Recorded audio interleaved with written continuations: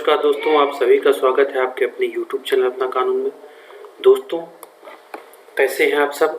I hope आप सब अपनी ज़िंदगी बहुत अच्छा कर रहे होंगे और बहुत अच्छे होंगे।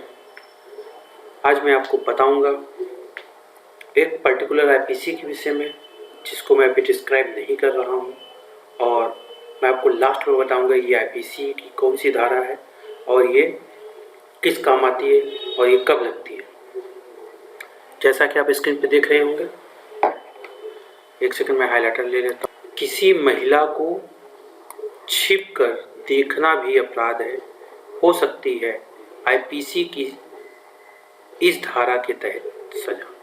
ठीक है, जैसे सेकंड दोस्तों, थोड़ा सा ये लेगा समय।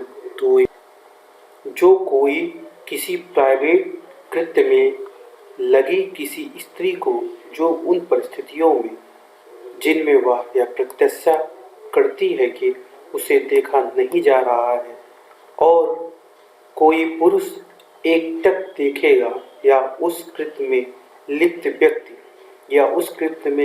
व्यक्ति के कहने पर कोई अन्य व्यक्ति उसका चित्र खींचेगा अथवा उसका चित्र को प्रसारित करेगा, तो प्रथम दोष सिद्धि पर दोनों में से किसी भांति के कारावास से, जिसकी अवधि 1 वर्ष से कम नहीं होगी किंतु जो 3 वर्ष तक हो सकेगी, से दंडित किया जाएगा और जुर्माने से भी दंडनीय होगा। द्वितीय अथवा पाश्चात्यवर्ती किसी दोष सिद्ध पर दोनों में से किसी भांति के कारावास से, जिसकी अवधि 3 वर्ष से कम नहीं होगी किंतु जो 7 वर्ष तक हो सकेगी, से दंडित किया जाएगा और जुर्माने से भी दंडनीय होगा।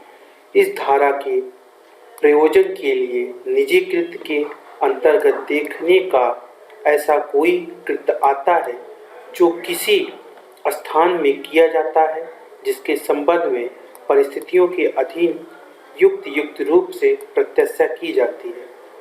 वहाँ एकांतता होगी जहाँ पीड़िता के जन्मांगों, नितंबों, वक्षस्थलों को अभिदर्शित किया जाता है अथवा केवल अधोवर्ष से ढका जाता है, अथवा जहाँ पीड़िता किसी शौच घर का प्रयोग कर रही है, जहाँ पीड़िता ऐसा कोई यौन कृत्य कर रही है जो साधारणतः सार्वजनिक तौर पर नहीं किया जा सकता है, जहाँ पीड़िता चित्र या किसी अभिनय के चित्र को खींचने के लिए सहमति देती है किंतु अन्य तीसरे व्यक्ति को प्रसारित करने की सहमति नहीं देती है, और जहां उस चित्र या कृत्य का प्रसारण किया जाता है, वहां ऐसे प्रसारण को धारा के अधीन अपराध माना जाएगा।